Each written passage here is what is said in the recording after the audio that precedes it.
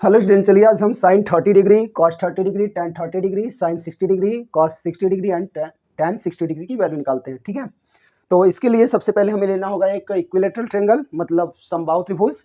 हम मान लेते हैं कि ए बी सी समबाहु त्रिभुज है।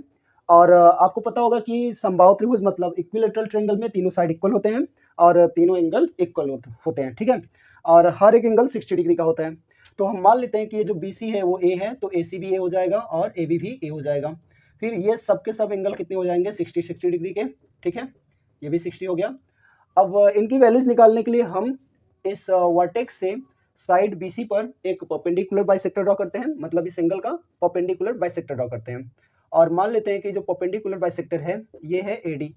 ठीक है, अब परपेंडिकुलर बाइसेक्टर क्या करता है, इस एंगल को दो इक्वल पार्ट में डिवाइड कर देता है। डेट मीन्स ये हो जाएगा 30 डिग्री का और ये भी कितना हो जाएगा, 30 डिग्री का। और साथ में जो ये जो अपोजिट साइड है इसको भी दो इक्वल पार्ट में डिवाइड कर देता है। इसका मतलब यहाँ से यहाँ तक डिस्टेंस हो गया a/2 और यहाँ से यहाँ तक भी डिस्टेंस हो गया a/2। ठीक है, तो अब देखिए, अगर हम इस राइट एंगल ट्रायंगल में देखें, यहाँ 90 बनेगा। इस राइट एंगल ट्रायंगल में देखें तो ये है हाइपोटेनस, ये है बेस और ये हो गया परपेंडिकुलर। तो हमें हाइपोटेनस पता है, बेस पता है, बट परपेंडिकुलर नहीं पता। तो जब हम पाइथागोरस थ्योरम इसमें लगाएंगे तो ये जो बेस आएगा या परपेंडिकुलर आएगा ये होगा √3a/2 हो जाएगा। ठीक है, आप लोग निकाल लेना, जब पाइथागोरस थ्योरम इसमें लगाओगे तो यही आएगा। ठीक, अब हमें वैल्यू निकालनी है साइन 30 की।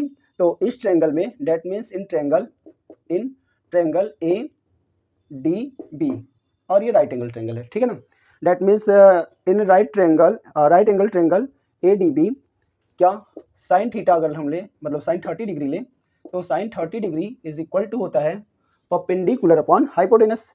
अब देखिए, अगर 30 लेते हैं तो परपेंडिकुलर हो जाएगा a/2 और हाइपोटेनस यही रहेगा। तो हम लिखेंगे परपेंडिकुलर मतलब a/2 अपॉन हाइपोटेनस। जब इसको सॉल्व करेंगे तो ये a से कैंसिल हो जाएगा, आएगा 1/2। और आपको पता है साइन 30 की वैल्यू कितनी होती है, 1/2 होती है।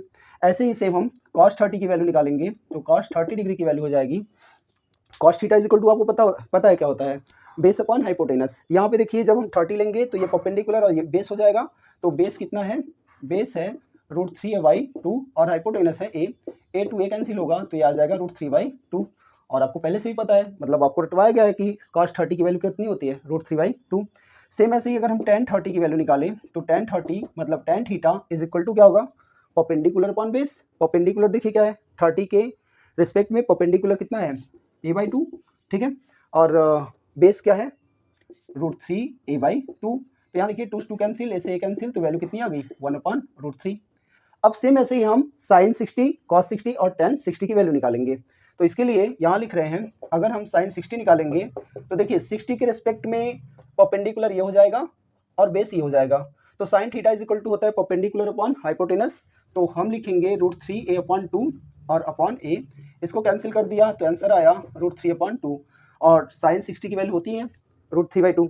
सेम ऐसे ही कॉस का निकालेंगे, कॉस 60, तो कॉस 60 इज इक्वल टू होगा बेस अपॉन हाइपोटेनस।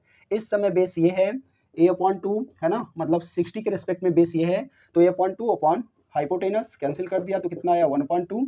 और सेम ऐसे ही अगर हम tan 60 डिग्री की वैल्यू निकालेंगे तो ये होगा परपेंडिकुलर बाई बेस, और परपेंडिकुलर 60 के रिस्पेक्ट में क्या है, √3a/2 और बेस है a/2। ठीक है, यहाँ देखिए 2 से 2 कैंसिल, a से a कैंसिल, तो आया कितना, √3।